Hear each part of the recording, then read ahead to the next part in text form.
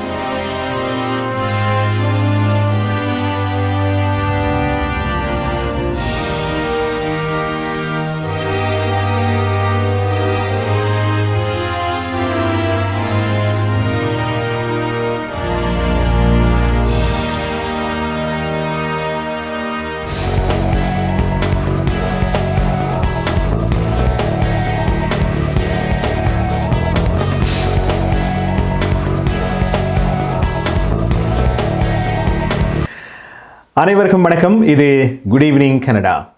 இன்றைய நாள் டிசம்பர் மாதம் 17ஆம் தேதி வியாழக்கிழமை. மற்றும் ஒரு குட் ஈவினிங் கனடா நிகழ்ச்சி மூலம் உங்கள் அனைவரையும் சந்திப்பதில் மிக மகிழ்ச்சி அடைகின்றோம். டொரண்டோவிலே தற்போது 0°6°C வெப்பநிலை உணரப்படுகிறது. இன்றைய குட் ஈவினிங் கனடாவுக்கு அனுசரணை வழங்குகின்றார் ஹோம் லைஃப் ஃபியூச்சர் ரியல்டிங் வீடு விற்பனை முகவர் மற்றும் புரோக்கரேஜ் செல்வா வெற்றிவேல் அவர்கள். இன்றைய குட் ஈவினிங் கனடாவில் என்னென்ன விடயங்கள் இடம்பெறப் போகின்றன பார்க்கலாம். முதலில் டாப் ஆஃப் தி அவரில் ஒன்டாரியோ முதல்வர் டாக்ஃபோர்ட் அவர்களில் கூறிய சில விடயங்கள் இன்று இடம்பெறப் போகின்றன. ஏற்கனவே தெரியும், குறிப்பாக 3 இடங்கள் ஒன்டாரியோ, கியூபெக், ஆல்பர்ட் ஆகிய இடங்களில் கோவிட் தொற்று என்பது அதிகரித்து கொண்டே செல்கிறது. அதனை தொடர்ந்து ஜான் டோரி அவர்கள் 2021 டிடிசி தொடர்பான ஒரு செய்தியை இன்று வழங்கியிருந்தார். அது தொடர்பான விவரங்களை வழங்கப் போகின்றோம். கனேடிய வலத்திலே என்டிபி கட்சியின் தலைவர் ஜாக்மீட் சிங் அவர்கள் இந்த CERB கொடுப்பனவு மீள அரசாங்கத்திடம் CRAக்கு வழங்கப்பட வேண்டும் என்பது தொடர்பாக பல வாத பிரதிவாதங்கள் இடம்பெற்றுக் கொண்டிருக்கின்றன. ஆகவே அது தொடர்பான சில விவரங்களை பகிர்ந்து கொள்ளப் போகின்றோம். அதனைத் தொடர்ந்து கலையரங்கத்திலே பாடகர் கோகுலன் மற்றும் இசையமைப்பாளர் ஃபயாஸ் ஜவாஹிர் இணைந்து வழங்குகின்ற ஒரு அன்பிளக்ட் பாடல் இடம்பெறப் போகிறது. நிறைவாக கனேடிய செய்திகளோடு துஷ்யந்தி குணரட்னம் அவர்கள் இணைந்து கொள்வார். குட் ஈவினிங் கனடாவில் இடம்பெறுகின்ற கனேடிய செய்திகளை பொறுத்தவரையில் இன்று ஒரு முக்கியமான நாள். கடந்த வருடம் 2019 டிசம்பர் மாதம் 17ஆம் தேதி ஒளிபரப்பு தேசியம் இணைந்து முதலாவது கனேடிய செய்திகளை நாங்கள் சில நிமிடங்கள் வழங்க ஆரம்பித்திருந்தோம்.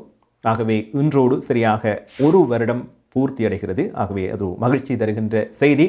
தொடர்ச்சியாக விடுமுறை நாட்கள் மற்றும் வார இறுதி நாட்கள் தவிர்ந்த ஏனைய அனைத்து நாட்களிலும் ஒரு நாள் கூட தவற விடாமல் கனேடிய செய்திகள் வழங்கப்பட்டிருக்கின்றன. ஆகவே இன்னும் இந்த செய்திகள் யூடியூப் இணையதளத்திலே இருக்கின்றன. ஆகவே நீங்கள் சென்று பார்வையிட முடியும். ஆகவே இதுவரை செய்திகளை பார்த்து கருத்துக்களை தெரிவித்த அனைத்து நெஞ்சங்களுக்கும் எமது நெஞ்சார்ந்த நன்றியை தெரிவித்துக் கொள்கின்றோம். குறிப்பாக இது செய்திகளாக ஆரம்பித்து கடந்த ஜூலை மாதம் 1ஆம் தேதியிலிருந்து குட் ஈவினிங் கனடா என்ற 1 மணி நேர நிகழ்ச்சி மூலம் கனேடிய செய்திகள் தகவல்களை வழங்கி வருகின்றோம். ஆகவே ஒரு ஆரம்ப புள்ளியாக இந்த செய்திகள் ஆரம்பமானது. அதனைத் தொடர்ந்து பல விளம்பரதாரர்கள் அனுசரணை வழங்கி தொடர்ச்சியாக குட் ஈவினிங் கனடா நேரம் நாள் தவறாமல் ஒளிபரப்பாகிக் கொண்டிருக்கிறது. ஆகவே தொடர்ந்து இணைந்து பயணிக்கலாம் என்று கூறிக்கொண்டு இன்றைய டாப் ஆஃப் தி அவரில் நாங்கள் பார்க்க இருப்பது ஃபோர்ட் அவர்கள் வழங்கிய சில விவரங்கள். அதற்கு முன்பாக இன்றைய கோவிட் தொற்றுகளின் எண்ணிக்கையை பார்த்தோமாக இருந்தால்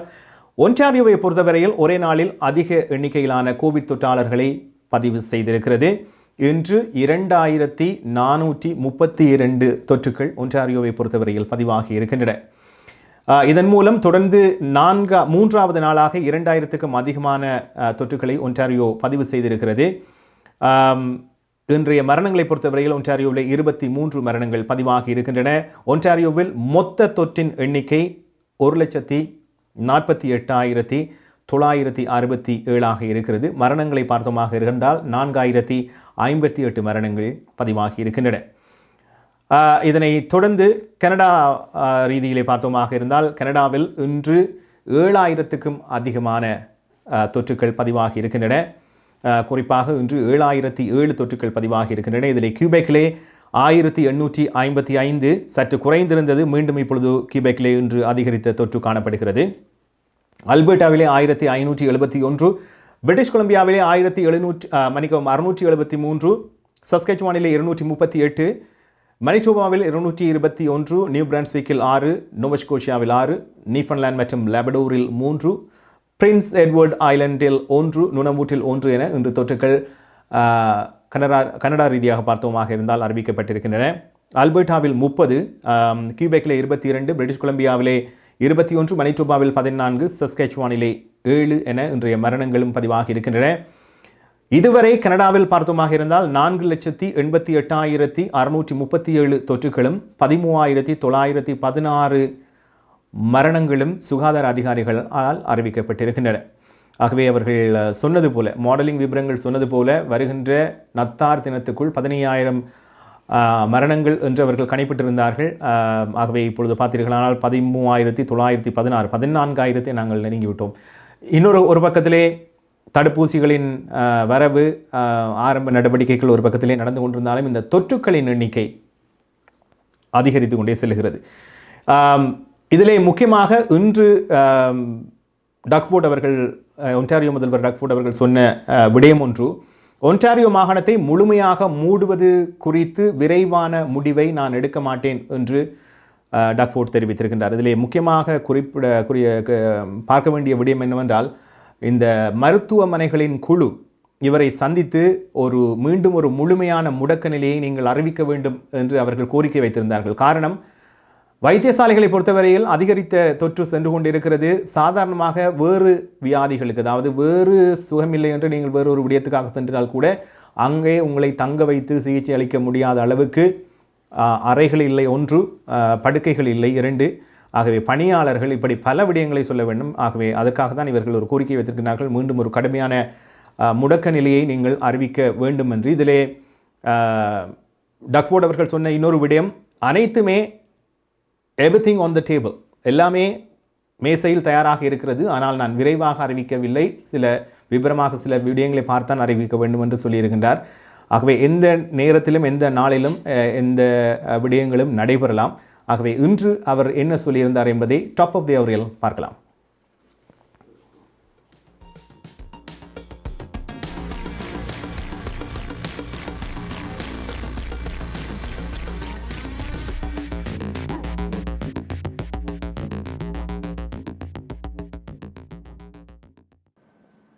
My friends, this has been a historic week.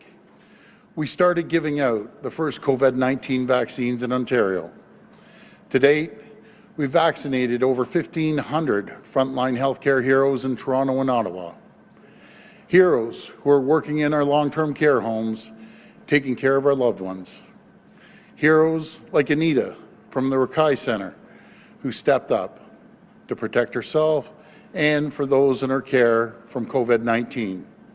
There's no doubt having a vaccine is a game changer in Ontario's fight against this terrible pandemic. But our work is far from over. The truth is, we need more heroes like Anita. We need more staff to care for our most vulnerable. COVID-19 exposed the underlying cracks in an old, tired system, a system wrestling with decades of underinvestment. As Premier, I made a promise to our long-term care residents and their families. The problems didn't start with us, but I can tell you we're going to fix them.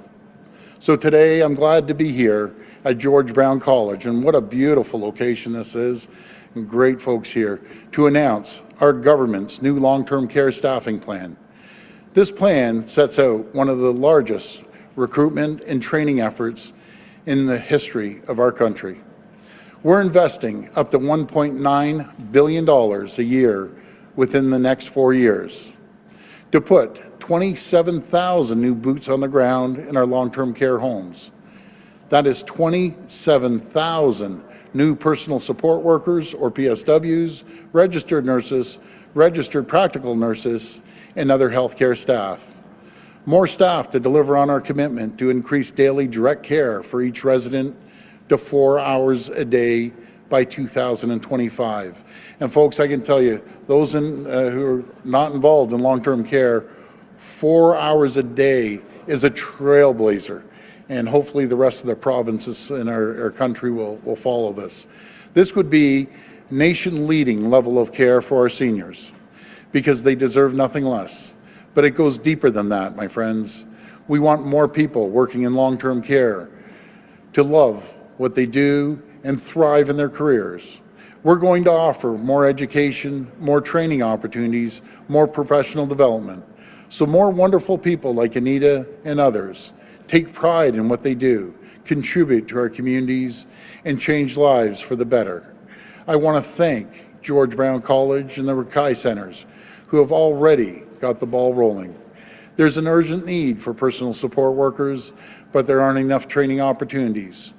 George Brown and the Rakai Centers are giving future PSWs the hand-on training they need to succeed, include intense, immersive clinical training, 4 days a week, 8 hours a day. These are the kind of innovative partners we need to fix our broken system, and we need more partners like George Brown and the Rakai Centers at the table, ready to work with us to recruit, educate, and train the next generation of caregivers for our seniors. The safety and the well-being of our long-term care residents and staff throughout this province is a top priority. Thank you, and God bless the people of Ontario. இது good evening Canada. இன்றைய நிகழ்ச்சிக்கு அனுசரணை வழங்குகின்றார் Home Life Future Realty Inc வீடு விற்பனை முகவர் மற்றும் brokerage Selva வேட்டிவேல் அவர்கள். ஒன்டாரியோ முதல்வர் டக்ஃபோர்ட் அவர்கள் குறிப்பிட்டது போல வருகின்ற வாரங்கள் விடுமுறை நாட்கள், ஆகவே எதுவும் நடைபெறலாம். ஆனால் பலருடைய கோரிக்கையாக இருக்கிறது மீண்டும் ஒரு முழுமையான முடக்க நிலை. இப்பொழுது முடக்க நிலை என்று சொன்னாலும் அந்த முதலாவது அலை தாக்கிய போது முடக்க நிலை முற்றிலும் வித்தியாசமாக இருந்தது.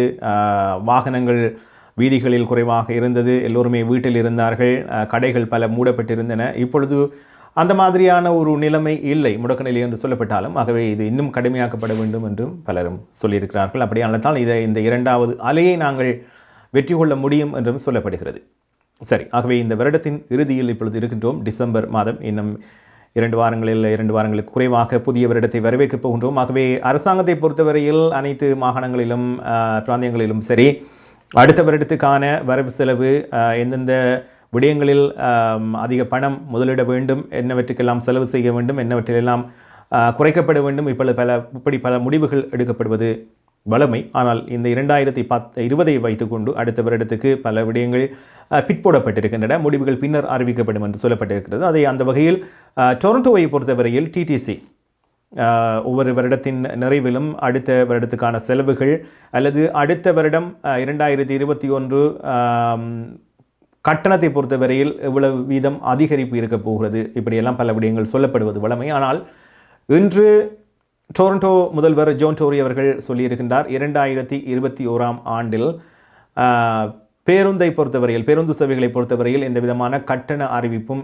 அதாவது அதிகமான கட்டணம் அறவிடப்பட மாட்டாது, அதிகரிப்பு இருக்காது என்று ஒன்று சொல்லப்பட்டிருக்கிறது. ஆகவே இந்த வருடம் மிகவும் மோசமாக இருந்ததன் காரணமாக இருந்தாலும் சரி, பரவாயில்லை, இந்த கட்டணத்தோடு அந்த கட்டண அதிகரிப்பு அடுத்த வருடம் இடம்பெறாது என்று அவர் குறிப்பிட்டிருக்கின்றார். அதோடு பல $பில்லியன் இந்த டிடிசி விரிவாக்கத்துக்கு செலவிடப்பட போவதாகவும் சொல்லப்பட்டிருக்கிறது 2021 ஆண்டு. ஆகவே இன்று பத்திரிகையாளர் சந்திப்பில் அவர் என்னென்ன விடயங்களை கூறியிருந்தார் என்று அடுத்து பார்க்கலாம். So the TTC's 2021 budget has been released today, and it goes to the Commission for consideration next week. The budget preserves priority service, making sure that we have more buses on the routes where they are most needed and with no fare increase that is in the budget for this coming year. In the wake of the unprecedented pandemic, which has hit our TTC extremely hard, this is the right and the responsible thing to do. We're keeping the TTC affordable for residents who need it by freezing fares, and that's not to mention some of the initiatives we're undertaking as a city to provide for lower income groups and the continuation of the kids 12 and under riding for free on the TTC. But all of this taken together, including the fare freeze for 21, is the right thing to do, given the economic impact of COVID-19 on people, aside from the impact it's had on business and on the TTC. And it is one more way in which we can help the residents of the City of Toronto get through this crisis. We are putting service, especially in the case of many of the routes that are providing more service than before COVID-19, we are putting the service exactly where we know ridership remains in need of that higher ridership.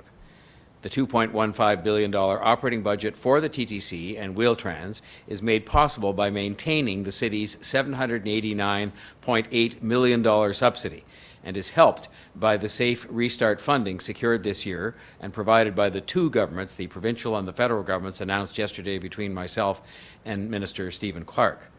This budget anticipates additional pandemic-related costs of $796.4 million.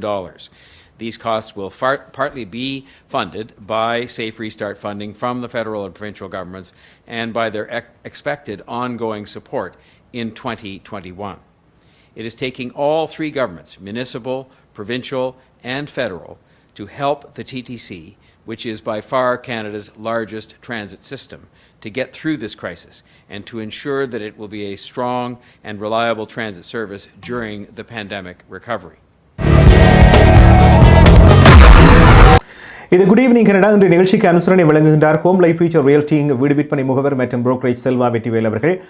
Toronto mayor John Tory அவர்கள் குறிப்பிட்டது போல பொது போக்குவரத்து சேவை என்பது மக்களுக்கு இன்றியமையாத ஒன்று. அந்த வகையில் இதனுடைய விரிவாக்கம் என்பது அடுத்தடுத்த வருடங்களுக்கு, அடுத்த 5 வருடங்கள், அடுத்த 10 வருடங்களில் என்னவெல்லாம் செய்ய வேண்டும். மக்கள் தொகை அதிகமாகும், அதே நேரத்தில் புதிய புதிய வீட்டமைப்பு திட்டங்கள் உருவாக்கப்படும். ஆகவே இவற்றுக்கெல்லாமே போக்குவரத்து என்பது மிகவும் சுலபமாக இலகுவாக இருக்க வேண்டும். ஆகவே இதற்கு அதிக பணம் டொரண்டோவில் எவ்வளவு செலவிடப்படுகிறது என்பது பற்றி குறிப்பிட்டிருந்தார். தொடர்ந்து இந்த தடுப்பூசி தொடர்பான விவரங்களை பார்த்தோமாக இருந்தால், பெரும்பாலான கனேடியர்கள் இந்த கோவிட்-19க்கான தடுப்பூசியை பெற்றுக்கொள்வார்கள் என்றே ஆய்வில் தெரிவிக்கப்பட்டிருக்கிறது. 2 ஆய்வின் முடிவுகளை பார்த்தோமாக இருந்தால், ஒன்று கனேடிய புள்ளிவிவர திணைக்களம் ஒரு ஆய்வு செய்திருந்தது. அதிலே 4 இல் 3 கனேடியர்கள் தடுப்பூசியை பெறுவதில் ஆர்வம் காட்டியிருக்கிறார்கள். அதிலே ஆண்கள் பெண்கள் என்று பார்த்தோமாக இருந்தால் ஒரே அளவிலான ஆர்வத்தையே இருவருமே தெரிவித்திருக்கிறார்கள், இருபாலாரும் தெரிவித்திருக்கிறார்கள். 12 வயதுக்கு மேற்பட்ட கனேடியர்களில் 75% தடுப்பூசியை பெற திட்டமிட்டிருப்பதாக கனேடிய புள்ளிவிபர திணைக்களம் வெளியிட்ட ஆய்விலே குறிப்பிட்டிருக்கிறது. KPMG என்ற நிறுவனம் ஒரு ஆய்வை மேற்கொண்டிருக்கிறது. இதிலே 10 8 பேர் தடுப்பூசியை பெற்றுக்கொள்வோம் என்று குறிப்பிட்டிருக்கின்றார்கள். ஆகவே இதில் இன்னும் ஒரு விடயம் இருக்கிறது. இந்த தடுப்பூசியை பெற்றுக்கொள்ளுகின்ற பொழுது முதலாவது ஊசி, 2வது ஊசி, 2 ஊசிகள் ஃபைசரை பொறுத்தவரையில், மொடோனா எப்படி இருக்க போகிறது என்று தெரியவில்லை. இருந்தாலும் இந்த தடுப்பூசியை இட்டுக்கொண்டால் உங்களுக்கு நாங்கள் சிறு வயதிலே தாயத்திலே நீங்கள் பார்த்தீர்களானால் தடுப்பூசியை பெற்றுக்கொள்கின்ற பொழுது ஒரு அட்டை ஒன்று கொடுப்பார்கள். எத்தனையாவது ஊசி, எத்தனை வயதில் போட்டுக்கொண்டீர்கள், இந்த விவரங்களை சேமித்து வைத்துக் கொள்வதற்காக இங்கே கூட அப்படி ஒரு அட்டை வழங்கப்பட்டது. இப்பொழுது பெரியவர்கள் இந்த கோவிட்-19 ஊசியை பெற்றுக்கொள்கின்ற பொழுது கூட உங்களுக்கான ஒரு அந்த ஊசியை பெற்றுக்கொண்டீர்கள் என்பதை அடையாளப்படுத்துவதற்கு ஒரு அட்டை வழங்கப்படலாம். அது எப்படி வழங்கப்பட போகிறது அல்லது அது எவ்வாறு செயல்படுத்தப்பட போகிறார்கள் என்பதை நாங்கள் பொறுத்திருந்தான் பார்க்க போகின்றோம். ஆனால் அதை அந்த ஊசியை இட்டுக்கொண்டால்தான் சில இடங்களில் நாங்கள் செல்ல முடியும் அல்லது பயணிக்க முடியும், இப்படியான கட்டுப்பாடுகள் வெளிவரலாம் என்று சொல்லப்படுகிறது. ஆகவே பொறுத்திருந்தான் நாங்கள் பார்க்க போகின்றோம். அடுத்ததாக நேற்று அதே நேரத்திலே கடந்த வாரம் 2 விடயங்கள் முக்கியமாக குட் ஈவினிங் கனடாவில் பேசப்பட்டன. இந்த CERB தொடர்பான விடயங்களை கணக்காளர் ஹரிஹரன் அவர்களிடமிருந்து பெற்றிருந்தோம். இதிலே சொன்ன விடயங்கள், நேற்று நாங்கள் பார்த்த விடயங்கள், $400 நீங்கள் வீட்டிலிருந்து வேலை செய்வதாக இருந்தால் உங்களுக்கு வருடத்துக்கு வரிவிலக்காக காட்ட முடியும் என்று சொல்லியிருந்தோம். அதுக்கு முன்பு நாங்கள் கடந்த வாரம் பேசிய போது இந்த CERB கொடுப்பனவை பெற்றுக்கொண்டவர்கள் பலருக்கு CRI மூலமாக கடிதங்கள் அனுப்பப்பட்டிருக்கின்றன அல்லது இமெயில் அனுப்பப்பட்டிருக்கின்றன என்று பார்த்திருந்தோம். ஆகவே இதை அவர்கள் அதுக்கு தகுதி இல்லை, கடந்த வருடம் வருமான வரி பத்திரங்களில் $5,000 வருமானமாக பெற்றுக்கொண்ட உள்ளாதவர்கள் கூட இந்த CERB பெற்றுக்கொண்டதாக சொல்லப்பட்டிருந்தது. ஆகவே இன்று அரசியல் மட்டத்தை பொறுத்தவரையில் வாத பிரதிவாதங்கள் நடைபெற்றுக் கொண்டிருக்கின்றன. இதிலே NDP கட்சியின் தலைவர் ஜக்மீத் சிங் சொல்லியிருக்கின்றார் என்னவென்றால், இந்த CERB கொடுப்பனவை பெற்றுக்கொண்டவர்களிடமிருந்து மீள அந்த பணத்தை அரசாங்கம் பெற்றுக்கொள்ளக்கூடாது என்று சொல்லுகின்றார். இதற்கு அவர் சொல்லுகின்ற காரணம் என்னவென்றால், பாதிக்கப்பட்டிருக்கின்றார்கள் அனைவருமே. ஆகவே இதை ஒரு அரசாங்கம் தவறு செய்துவிட்டது. ஆகவே அந்த தவறை திருத்திக் கொண்டு அவர்கள் அதை அந்த பணத்தை உபயோகிப்பதற்கு நீங்கள் கொடுக்க வேண்டும் என்று சொல்லியிருக்கிறார்கள். அதில் இன்னும் ஒரு விடயமும் அவர் உதாரணத்துக்கு சொல்லியிருக்கிறார் என்னவென்றால், பல நிறுவனங்கள் அரசாங்கம் வழங்கிய இந்த வேஜ் சப்சிடியாக இருக்கலாம் அல்லது ரெண்ட் சப்சிடியாக இருக்கலாம், இவற்றை தவறாக கையாளுகின்றார்கள் அல்லது அந்த பணத்தை அவர்கள் தங்களுடைய ப்ரமோஷனுக்காக தங்களுடைய நிறுவனத்துக்காக அதை உபயோகிக்கின்றார்கள் என்ற ஒரு குற்றச்சாட்டையும் அவர் முன்வைத்திருக்கிறார். ஆகவே அரசாங்கம் இதிலே தவறு இழைத்து விட்டது. ஆகவே இந்த CERB கொடுப்பனவை பொறுத்தவரையில் சுய தொழில் செய்பவர்கள், இதனால் கோவிட்டால் பாதிக்கப்பட்டவர்கள், அவர்களுக்கு இந்த கடந்த வருடம் 5000 பெற்றுக்கொள்ள வேண்டும் என்ற இப்படியான நிபந்தனைகளை நீங்கள் வழங்காமல் அனைவருக்கும் அந்த பணம் கொடுக்கப்பட்டிருக்க வேண்டும். அதை அவர்கள் மீள அவற்றை செலுத்துங்கள் என்று கோரக்கூடாது என்று அவர் சொல்லியிருந்தார். ஆகவே இன்று ஒரு NDP அரசியல் மட்டத்தை பொறுத்தவரையில் அவர்களுக்குள்ளே ஒரு ஆன்லைன் மூலமாக சில கருத்துக்கள் பகிரப்பட்டிருந்தன. ஆகவே ஜக்மீத் சிங் அவர்கள் என்ன கூறியிருந்தார் என்பது இன்றைய கனேடிய வலத்தில் அடுத்து ஒளிபரப்பாகிறது. பார்க்கலாம்.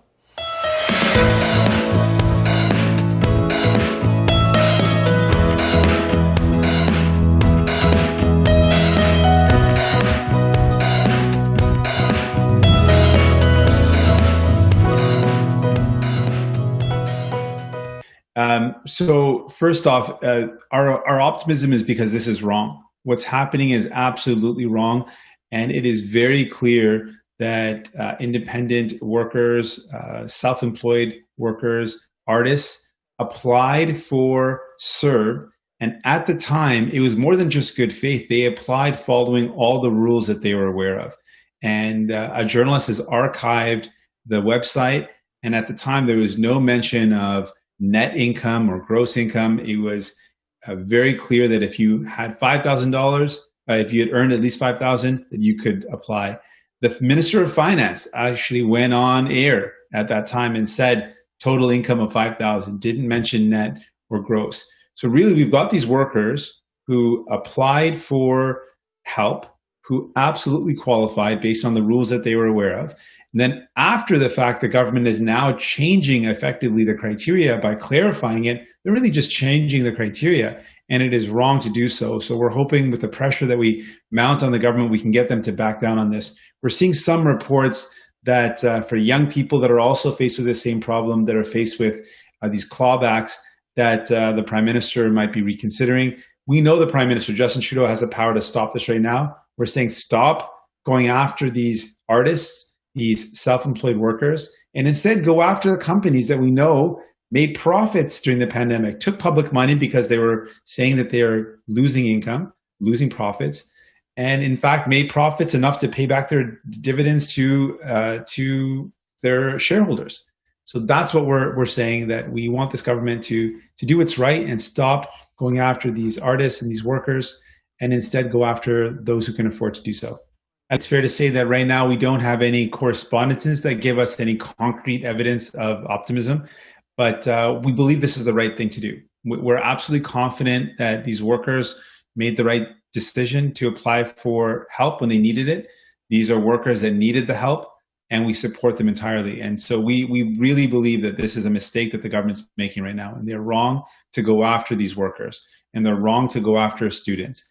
And they could go after these companies instead. And I really want to highlight, there are 66 companies that we know that received $1 billion of public help because they said we're facing problems and we're losing revenue.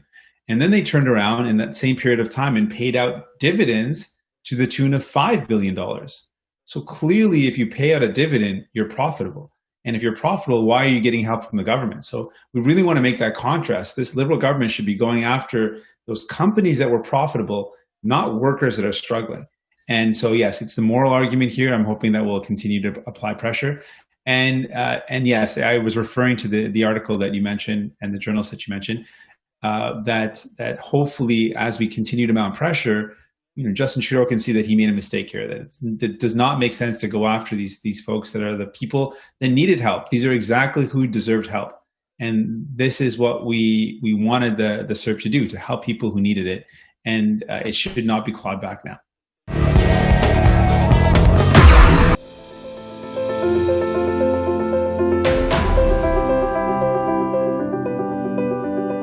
We changed lives for the better, especially when you need it most.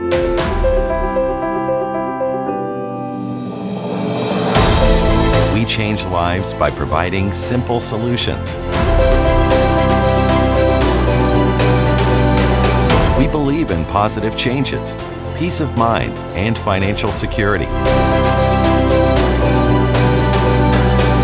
Life is for living, no matter what happens.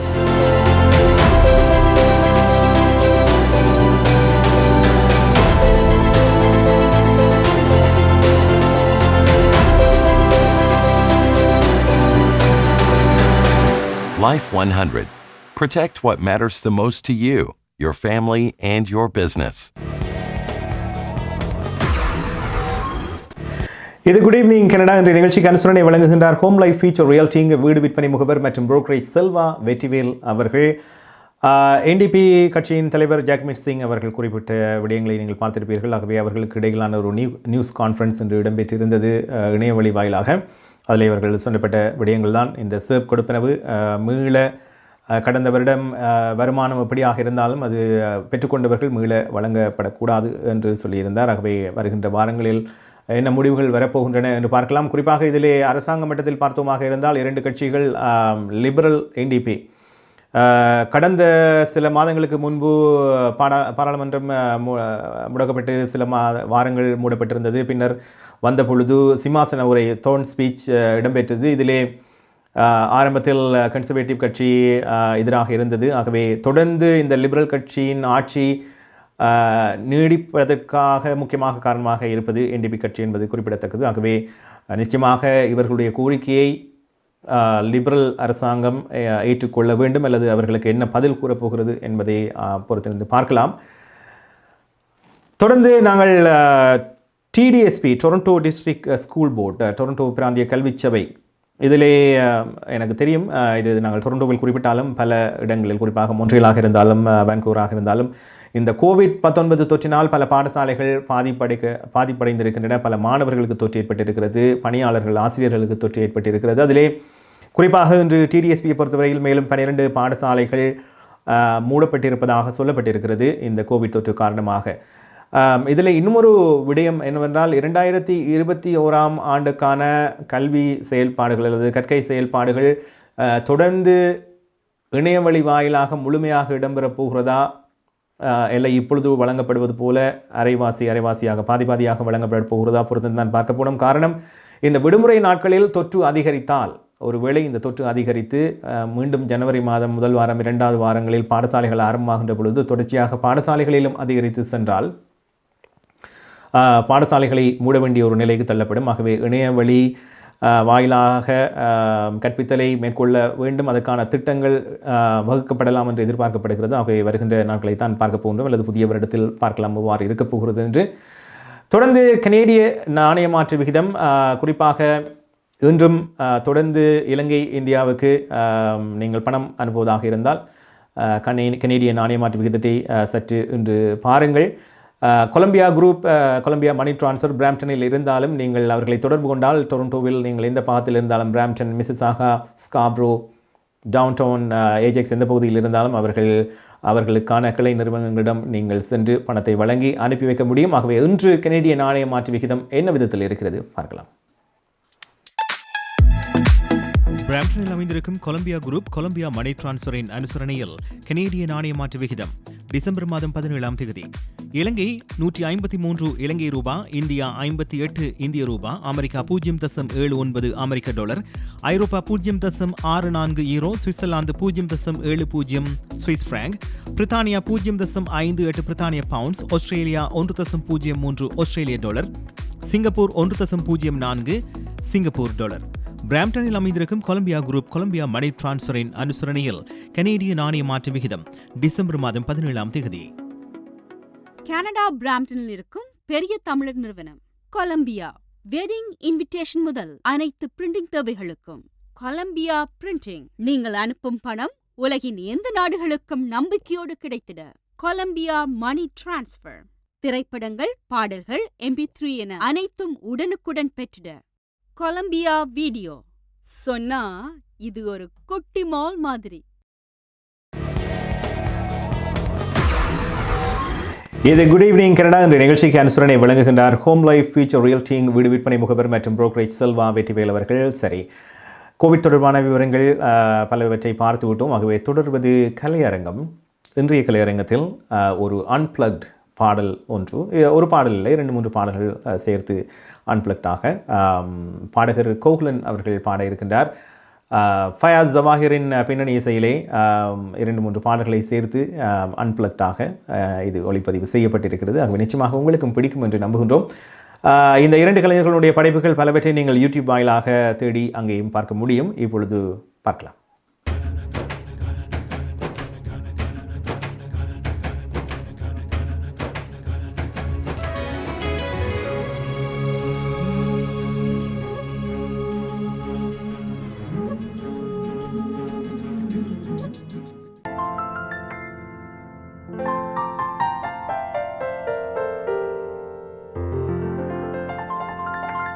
வேல்விழி போடும் தூண்டிலே நான் விழலானேன் தோளிலே, நூலிடை தேயும் நோயிலே நான் வரம் கேட்கும் கோயிலே. அன்னமே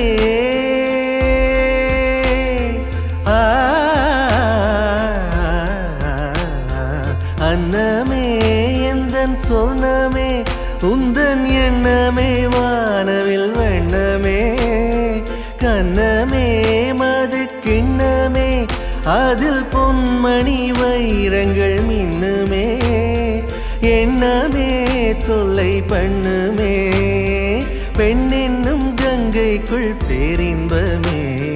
காலை தென்றல் பாடி வரும் ராகம் ஒரு ராகம், ராகம் ஒரு ராகம். பறக்கவே தோன்றும் சிறகுகள் வேண்டும், சிறகுகள் வேண்டும்.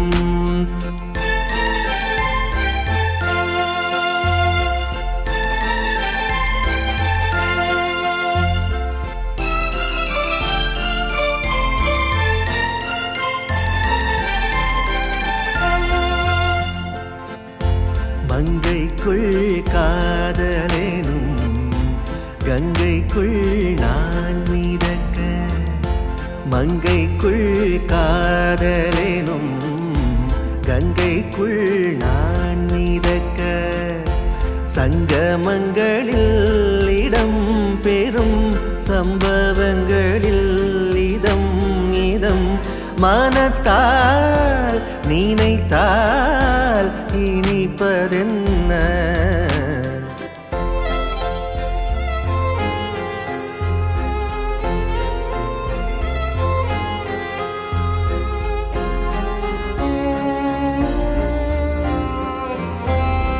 விழியிலே மலர்ந்தது உயிரிலே கலந்தது.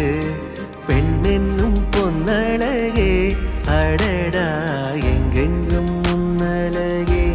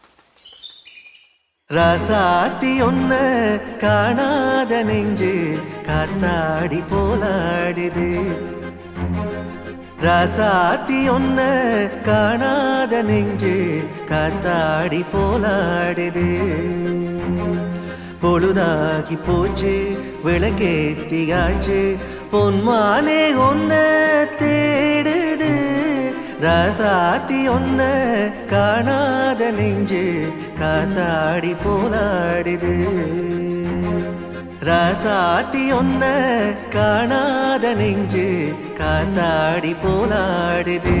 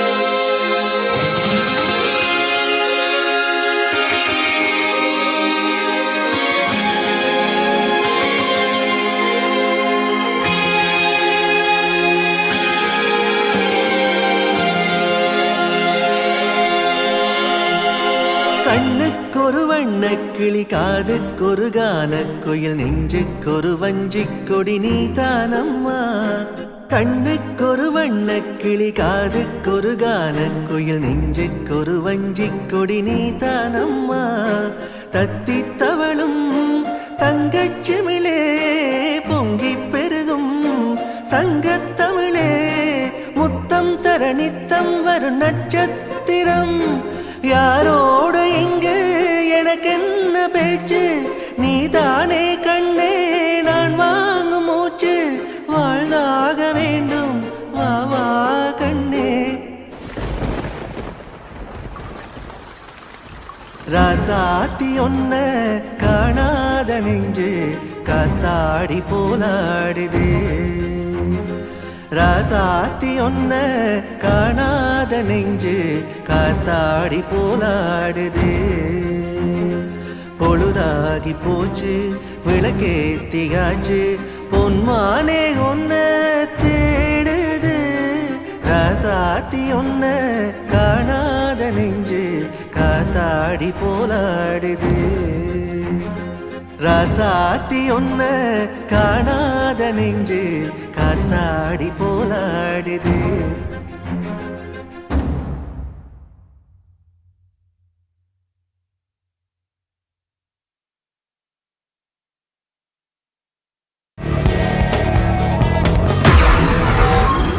இது குட் ஈவினிங் கனடா என்ற நிகழ்ச்சிக்கு அனுசரணை வழங்குகின்றார் ஹோம் லைஃப் ஃபியூச்சர் ரியல்டிங் வீடு விற்பனை முகவர் மற்றும் புரோக்கரேஜ் செல்வா வெற்றிவேல் அவர்கள். நன்றி கோகுலன், ஃபயாஸ், ஜவாஹிர் மற்றும் கிட்டார் இசைத்த கலைஞருக்கும்.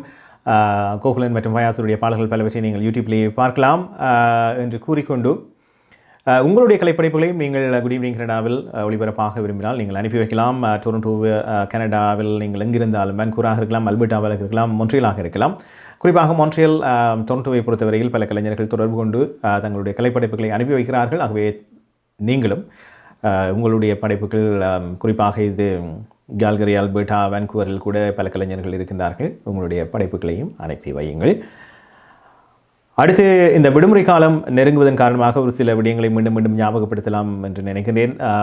இந்த ஒன்று கூடல்கள் தொடர்ச்சியாக அரசாங்கம் அறிவுறுத்தல்களை வழங்கி வந்தாலும் இன்னும் பலர் தாங்கள் செய்வது தெரியாது அல்லது தெரியாமல் செய்துவிடலாம், இப்படியெல்லாம் பலர் நினைத்து கொண்டு செய்கின்றார்கள். ஆகவே இது குறிப்பாக ஒன்டாரியோவில் இடம்பெற்றிருந்தாலும் இது மொன்ட்ரியல் கிபெக்லேயும் இடம்பெற்றிருக்கிறது, வான்கூவரிலும் இடம்பெற்றிருக்கிறது.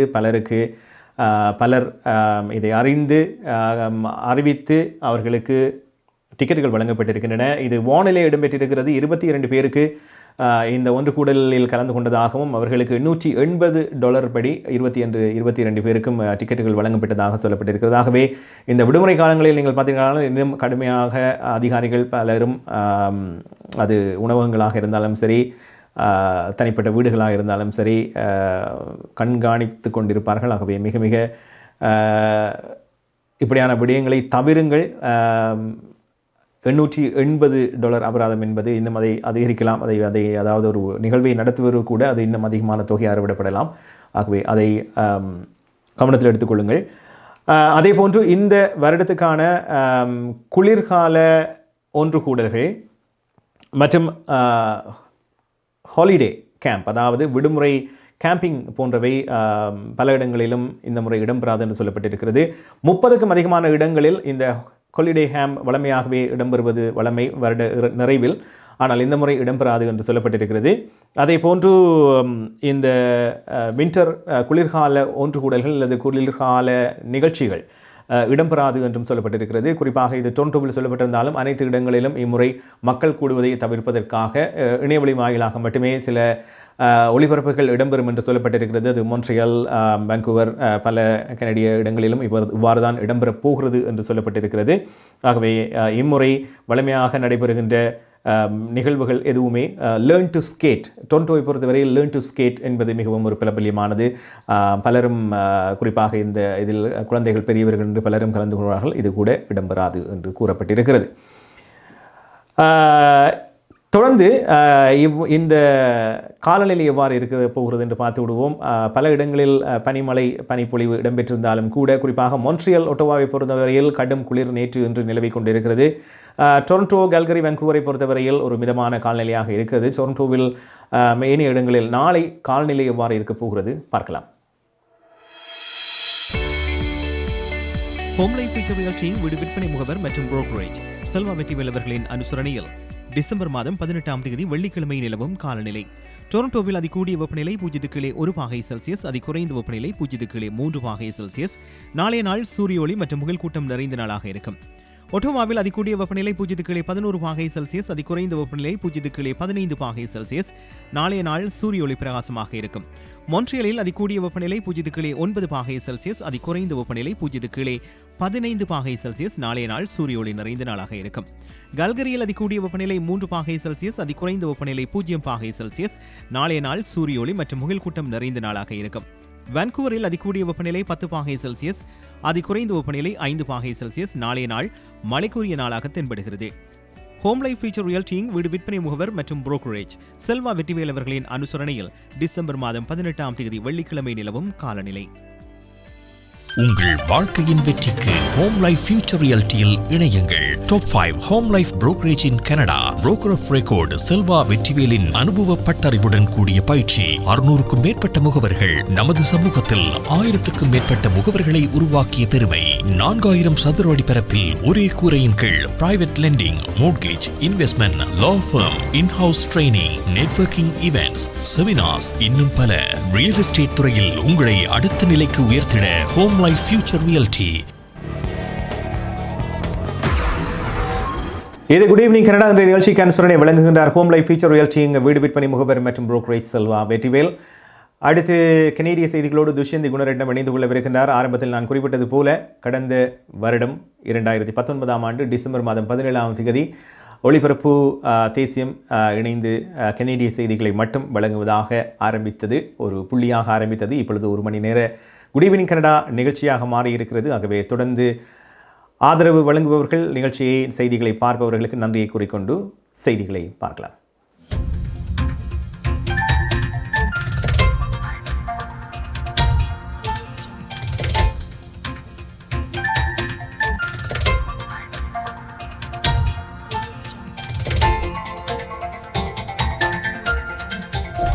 வணக்கம். இன்று டிசம்பர் மாதம் 17ஆம் தேதி வியாழக்கிழமை. Home Life Future reality Selva Vetrivel ஆதரவில் குட்ஈவினிங் கனடா .com, தேசியம் நேஷன் .com ஆகிய இணையதளங்களின் இன்றைய கனேடிய செய்திகள். செய்தி தொகுப்பு தேசியம் சஞ்சிகை குழுமம். பெரும்பாலான கனேடியர்கள் கோவிட் தடுப்பூசியை பெற திட்டமிட்டுள்ளனர். கனேடிய புள்ளிவிவர திணைக்களம் அண்மையில் நடத்திய ஒரு ஆய்வில் இந்த தகவல் வெளியானது. 12 வயதுக்கு மேற்பட்ட கனேடியர்களில் 75% தடுப்பூசியை பெற திட்டமிட்டுள்ளனர். கடந்த செப்டம்பரில் நடத்தப்பட்ட இந்த ஆய்வின் முடிவு இன்று வெளியிடப்பட்டது. இதில் 4 கனேடியர்கள் தடுப்பூசியை பெறுவதில் ஆர்வம் தெரிவித்துள்ளனர். தடுப்பூசியை பெறுவதில் பெண்களும் ஆண்களும் ஒரே அளவிலான ஆர்வத்தை வெளியிட்டுள்ளனர். கோவிட் தடுப்பூசியை பெற விரும்பும் அனைத்து கனேடியர்களுக்கும் தடுப்பூசி வழங்குவதற்கான காலக்கெடுவை துரிதப்படுத்த முடியும் என பிரதமர் ஜஸ்டின் ட்ரூடோ நம்பிக்கை தெரிவித்தார். 2021 செப்டம்பர் முதல் டிசம்பர் வரையிலான காலத்துக்கு இடையில் தடுப்பூசி பெற விரும்பும் அனைத்து கனேடியர்களுக்கும் தடுப்பூசியை வழங்க முடியும் என அரசாங்கம் தெரிவித்திருந்தது. இந்த இலக்கை துரிதப்படுத்த முடியும் என பிரதமர் கூறினார். அதேவேளை தாமதங்களுக்கும் சாத்தியம் உள்ளதாக பிரதமர் எச்சரித்துள்ளார். 7 வெவ்வேறு மருந்து நிறுவனங்களில் இருந்து 418 மில்லியன் வரை தடுப்பூசிகளை கொள்முதல் செய்யும் ஒப்பந்தங்களில் கனடா கையெழுத்திட்டுள்ளது என்பது இங்கு குறிப்பிடத்தக்கது.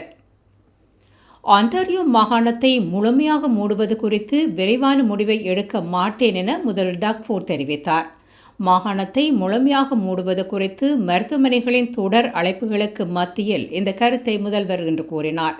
ஆன்டாரியோவின் கோவிட் கட்டமைப்பின் சிவப்பு மண்டலத்தில் உள்ள அனைத்து பகுதிகளையும் வலுவாக அமுல்படுத்தப்பட்ட பணி நிறுத்தத்திற்கு நகர்த்த ஆன்டாரியோ மருத்துவமனை சங்கத்தினர் இன்று அழைப்பு விடுத்தனர். இதில் கருத்தில் கொள்ள நிறைய விடயங்கள் உள்ளதாக முதல்வர் ஃபோர்ட் இன்றைய செய்தியாளர் சந்திப்பில் கூறினார். ஹாமில்டன் உட்பட டொரண்டோ பெரும்பாகத்தின் அனைத்து பகுதிகளையும் முழுமையாக மூட வேண்டிய தேவை உள்ளதாக ஃபோர்ட் தெரிவித்தார். அதேவேளை ஒன்டாரியோவில் வசிப்பவர்கள் கோவிட் தடுப்பூசியை பெறுவதற்கான ஆதாரத்தை பெறுவார்கள் என சுகாதார அமைச்சர் தெரிவித்தார். இன்று நடைபெற்ற செய்தியாளர் சந்திப்பில் சுகாதார அமைச்சர் கிறிஸ்டின் எலியட் இந்த தகவலை வெளியிட்டார். தடுப்பூசியை பெறும் குடியிருப்பாளர்களுக்கு ஆவணங்களை வழங்குவதற்கான திட்டங்கள் செயல்படுத்தப்படுவதாக அமைச்சர் கூறினார். ஒரே நாளின் அதிக எண்ணிக்கையிலான கோவிட் தொற்றுக்களை இன்று ஒன்டாரியோ பதிவு செய்துள்ளது. இன்று 2432 தொற்றுகள் ஒன்டாரியோவில் பதிவாகின. இதன் மூலம் தொடர்ந்து 3வது நாளாகவும் 2000க்கும் அதிகமான தொற்றுக்களை ஒன்டாரியோ பதிவு செய்துள்ளது. இதன் மூலம் ஒன்டாரியோவில் தொற்றுக்களின் 7 நாள் சராசரி முதல் தடவையாக 2000ஐ கடந்துள்ளது. இன்று 23 மரணங்களும் ஒன்டாரியோவில் பதிவாகின. இன்றுடன் ஒன்டாரியோவின் மொத்த தொற்றின் எண்ணிக்கை 1,48,967 எனவும் மொத்த மரணங்களின் எண்ணிக்கை 4,058 எனவும் அறிவிக்கப்பட்டது. இன்று கனடாவில் 7,000க்கும் அதிகமான தொற்றுகள் பதிவாகின. இன்று கனடாவில் மொத்தம் 7,007 தொற்றுகள் பதிவாகியுள்ளன.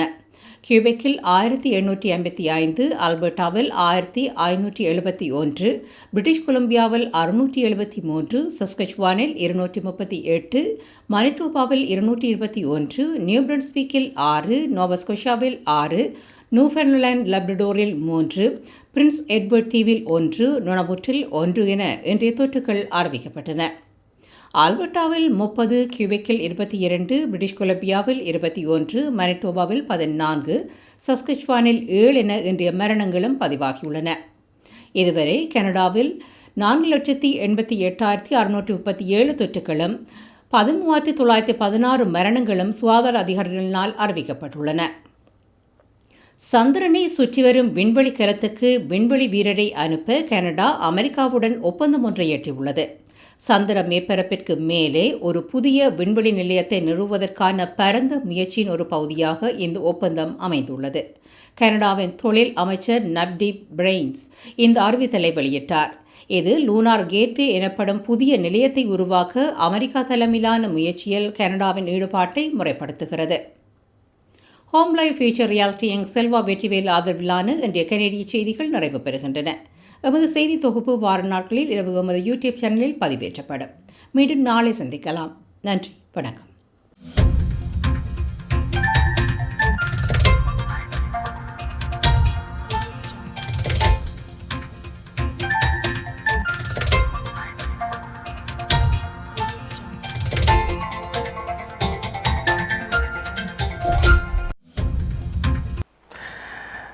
இதோடு இனிதே நிறைவுக்கு வருகிறது இன்றைய குட் ஈவினிங் கனடா. இன்றைய நிகழ்ச்சிக்கு அனுசரணையை வழங்கியவர் ஹோம் லைஃப் ஃபியூச்சர் ரியாலிட்டி இங்கு வீடு விற்பனை முகவர் மற்றும் புரோக்கரேஜ் செல்வா வெற்றிவேல் அவர்கள். தொடர்ச்சியாக ஆதரவு வழங்கும் அனைத்து நல்லுள்ளங்களுக்கும் நன்றியை தெரிவித்துக் கொள்கின்றோம். தொடர்ச்சியாக எமது செய்திகள் மற்றும் நிகழ்ச்சிகளை உங்கள் நண்பர்கள் உறவினர்களோடு பகிருங்கள். குறிப்பாக கனடிய மண்ணில் இருப்பவர்கள் எமது குட் ஈவினிங் கனடா திங்கள் முதல் வெள்ளி வரை இரவு 9 மணியிலிருந்து 10 மணி வரை ஐபிடிவி, யூடியூப், ஃபேஸ்புக், வாட்ஸ்அப் வாயிலாக உங்களை வந்தடைகிறது. ஆகவே உங்களுடைய கருத்துக்களும் வரவேற்கப்படுகின்றன. இதோடு நிறைவுக்கு வருகிறது. மீண்டும் நாளை குட் ஈவினிங் கனடா இரவு 9 மணிக்கு ஒலிபரப்பாகும் என்று கூறிக்கொண்டு உங்களிடமிருந்து விடைபெறுகின்றேன். நன்றி, வணக்கம், குட் நைட்.